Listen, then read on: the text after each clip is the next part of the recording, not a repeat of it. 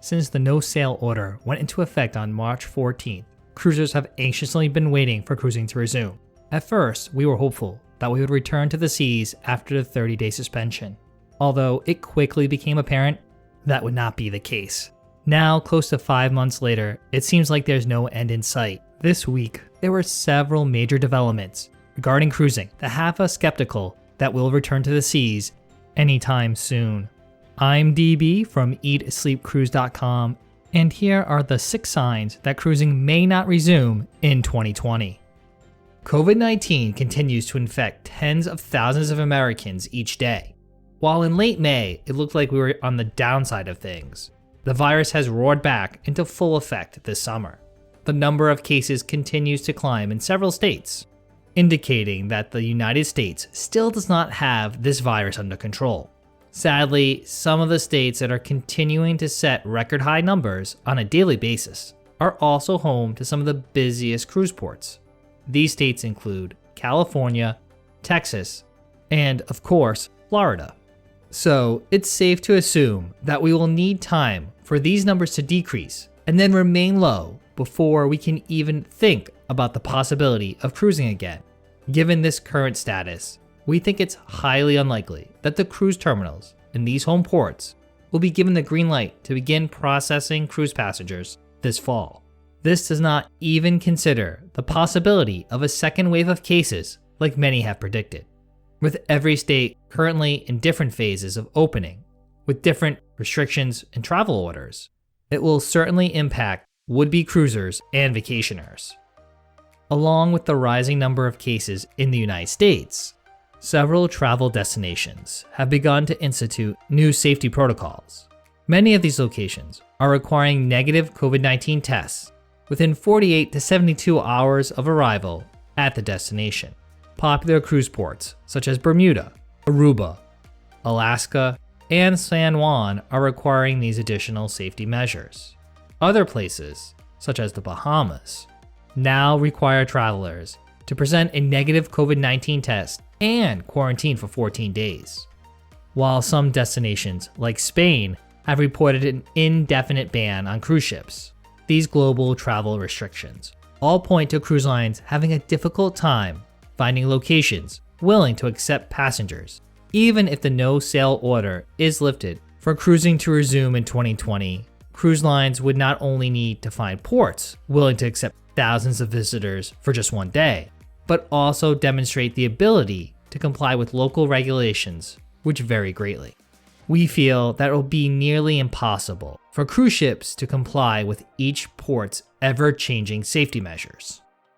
We can all agree that the Centers for Disease Control and Prevention, or CDC, does not have an affinity for cruise ships. The health organization seems to have unjustly targeted this segment of the travel industry during the pandemic. Some might go as far to say that the CDC is harassing the cruise lines, with officials even making some harsh statements regarding the cruise industry. Regardless, we think it is reasonable, at the very least, to conclude that the organization is unfairly targeting cruise ships.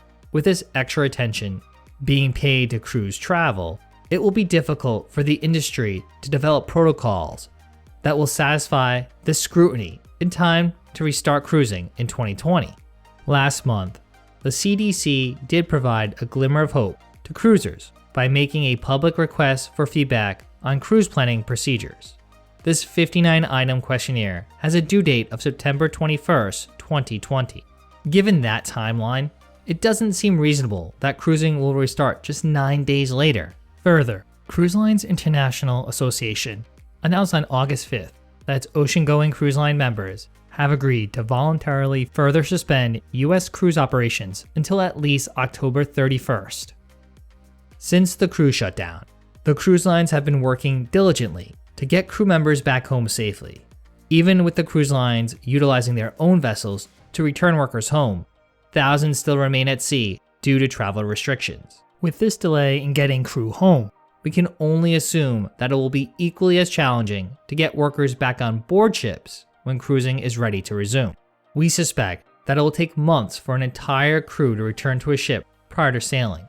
This includes extra health measures for the staff, like enhanced medical questionnaires, COVID testing, and quarantine before being allowed to step foot back on a cruise ship. Further, crew members will then need training on all the new health and safety protocols that have been established. Given this lengthy process, it's unlikely cruise ships will have enough prepared staff to resume cruising in 2020. Once the cruise lines and the CDC can agree on a list of safety procedures, the ship's staff will then need time to implement these onboard changes. These changes could include everything from altering seating arrangements to installing markers for social distancing. Other modifications could include adding barriers to places such as guest services, bars, or coffee venues, and adding additional hand sanitizing stations. There could also be the addition of thermal temperature kiosks or UV sanitation systems. Other updates that will require even more time would be changes to ventilation systems and other behind-the-scene processes for dining and hotel services.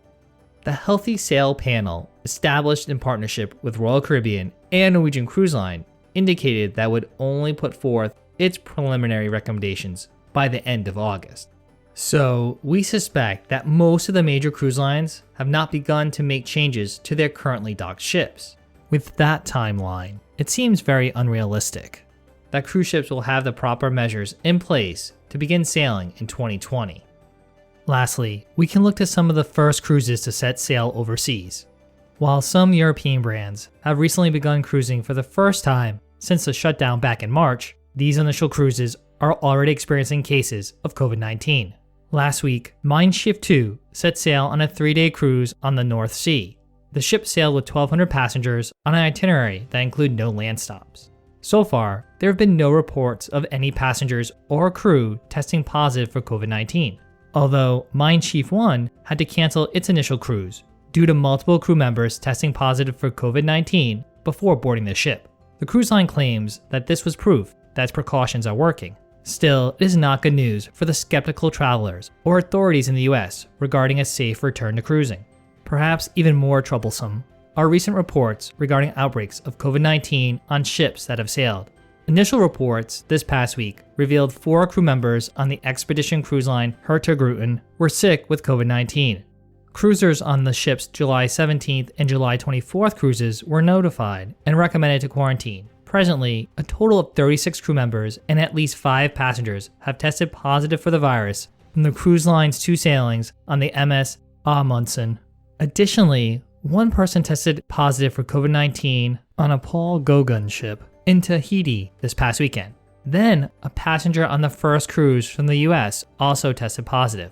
Uncruise Adventures set sail in Alaska this past weekend with 38 guests, but the ship needed to cut the cruise 4 days short due to the findings. Passengers on both cruise lines were reportedly asymptomatic. Another ship, Sea Dream Yacht Club's Sea Dream 1, has also reported a recent COVID-19 positive passenger. Given these recent outbreaks, it questions the feasibility that cruising can resume during the pandemic. Media attention and reports like this will ultimately impact the entire industry. While it might not be fair, these instances will further fuel the negative media portrayal that cruising is not safe. And there you have it. Those are the 6 signs that cruising will not resume in 2020. But of course, we'd love to hear from you. Let us know in the comment section below whether you think cruising will resume sometime this year. I'm DB from EatSleepCruise.com, and if you enjoyed this video, you know what to do. Make sure to give it a big thumbs up. If you're new to the channel, or you've been lurking around for a while and haven't done so, what are you waiting for? Make sure to subscribe down below and to click the notification icon. That way you get updated each week when we put out brand new cruise and travel videos. You can also say hi to us all over social media at Eat Sleep Cruise, and thanks again for watching.